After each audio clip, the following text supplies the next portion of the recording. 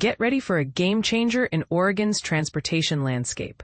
Governor Tina Kotek's bold plan could revolutionize how we perceive electric vehicles, EVs.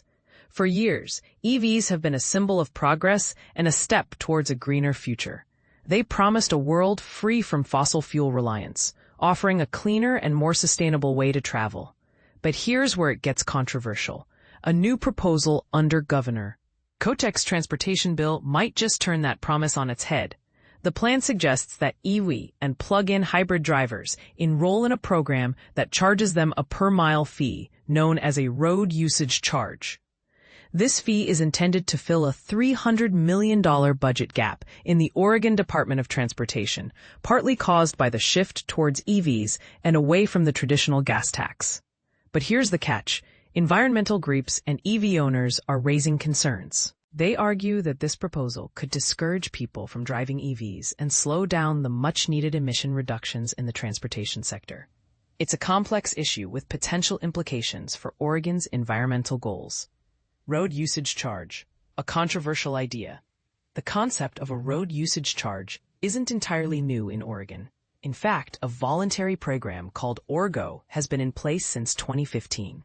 Making Oregon the first state to implement such a system. Under this program, EV drivers pay 2 cents per mile, with the funds going towards road and bridge maintenance.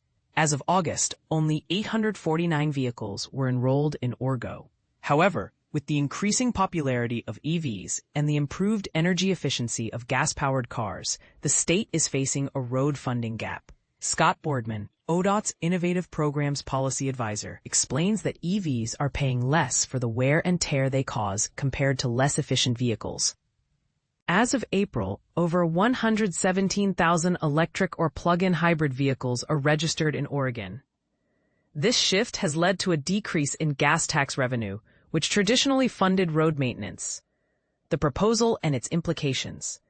Governor Kotek's proposal would make it mandatory for electric and plug-in hybrid vehicles to join the OReGO program, charging them 2 cents per mile driven.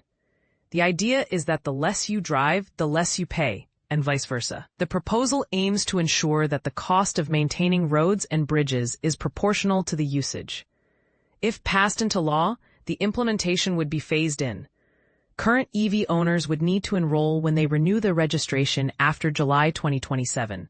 While new EV owners would be required to sign up starting January 2028. Plug-in hybrid vehicles would be phased in beginning July 2028. The debate. Fair share and environmental impact. Environmental and EV advocates argue that the current proposal is flawed. Brett Morgan, Transportation Policy Director at Climate Solutions, challenges the notion that EVs aren't paying their fair share of taxes. Currently, EV and plug-in hybrid drivers pay higher registration fees than less efficient vehicles. And under Kotek's proposal, these fees would drop significantly.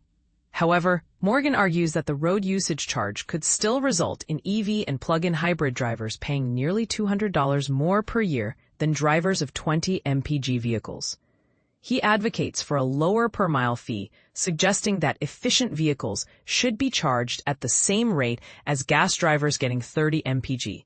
Morgan's argument is backed by recent data indicating that the average mpg of vehicles on Oregon's roads is much higher than the assumed 20 mpg. Charging EVs at a per-mile rate equivalent to 20 mpg vehicles would overcharge EV drivers, he says.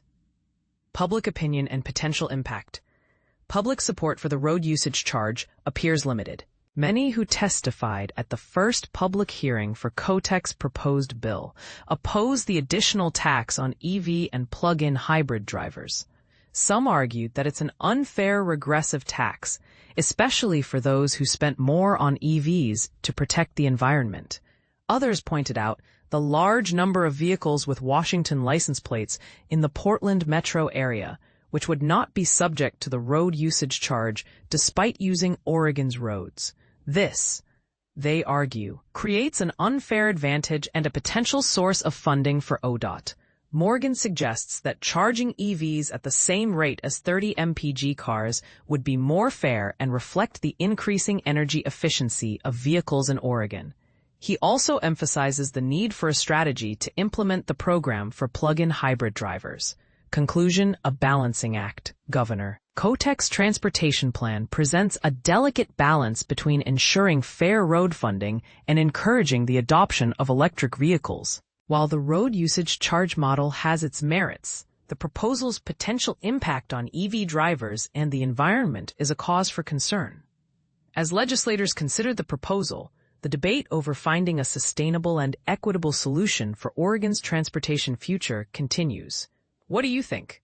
Should EV drivers be charged based on their usage, or is there a better way to ensure fair funding for road maintenance? Share your thoughts in the comments.